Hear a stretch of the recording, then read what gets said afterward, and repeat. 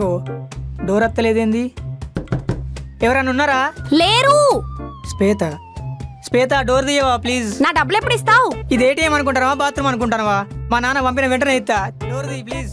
అవన్నీ నాకు తెలియవు. నా డబ్బులు ఇస్తేనే డోర్ తీస్తా. శ్వేత బాత్రూంలో వాసనకు చచ్చిపోయేటట్టున్నా, కనీసం నీళ్ళు కూడా వస్తలేవు. ప్లీజ్ శ్వేత డోర్ తీ. సర్లే, మొత్తం కాకపోయినా ఇప్పుడు ఒక 100 ఇవ్వు. మిగతా బ్యాలెన్స్ డబ్బులు వచ్చాక ఇవ్వు. చెప్పన్నా. ఎక్కడున్నావురా? అన్న నేను వాష్రూమ్లో ఉన్నా అన్న. శ్వేత బయట గడిపెట్టింది. డోర్ తీయమంటే 100 రూపాయలు అడుగుతుంది. నేస్తాను చెప్పరా. సరే అన్న. శ్వేత ప్రసాద్ అన్న 100 రూపాయలు ఇస్తాడు. డోర్ తీ. ఓకే, డబ్బులు తీసుకున్నాకే డోర్ ఓపెన్ చేస్తాలే. శ్వేత శ్వేత